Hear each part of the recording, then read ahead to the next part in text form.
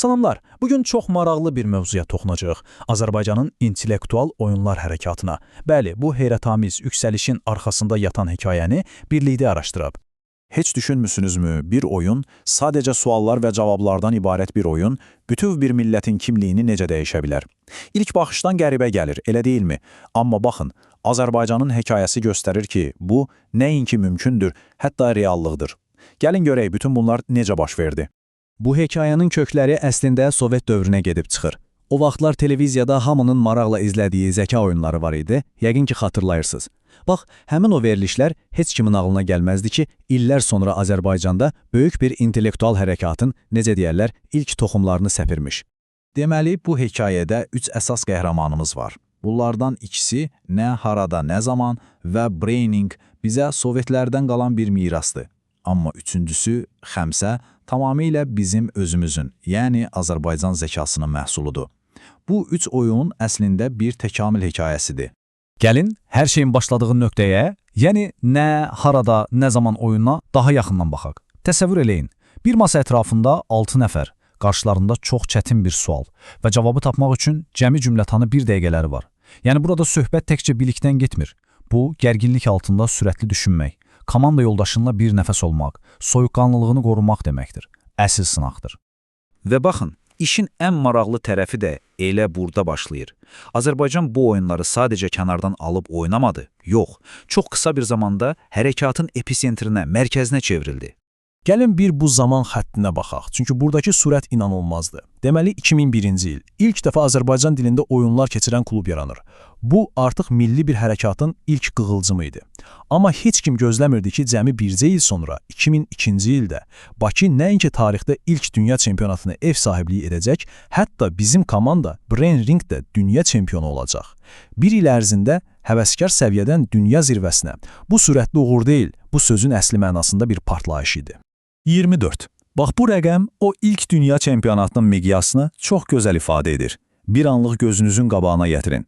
Amerika Birləşmiş Ştatları, Almanya, İsrail, dünyanın dörd bir tərəfindən ən güclü beyinlər sırf bu yarış üçün Bakıya axışıb gəlmişdi. Yəni, bu artıq sadəcə keçmiş Sovet ölkələrinin bir əyləncəsi deyildi. Bu, qlobal bir fenomenə çevrilmişdi. Və o çempionatın sonunda çox tarixi bir an yaşandı. O vaxt Milli Olimpiya Komitəsinin prezidenti olan İlham Əliyev bu sözləri dedi. Mən bütün gələcək dünya çempionatlarını Bakıda keçirməyi təklif edirəm.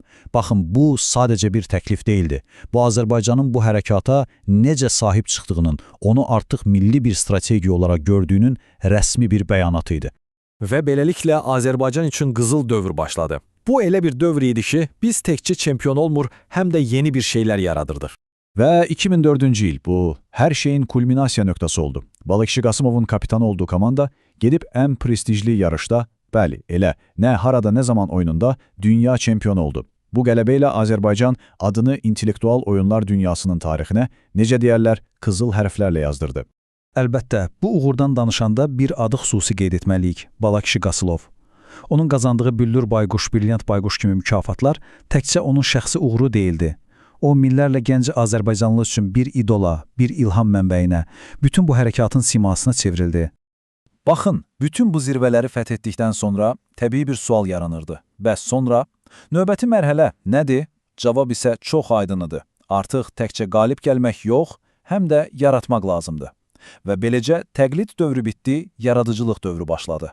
Bu müqayisə məncə hər şeyi çox aydın göstərir. Sol tərəfdəki oyun bizə Sovetdən qalan bir mirasdır, yəni idxal olunmuş bir məhsul. Amma sağ tərəfdəki xam savara, o artıq 2007-ci ildə yaradılan tamamilə bizə məxsus milli bir məhsuldur. Bu sadəcə yeni bir oyun deyildi, bu bir növ mədəni müstəqillik bəyanatı idi. Və bəli, 2007-ci ildə Xəmsə doğuldu.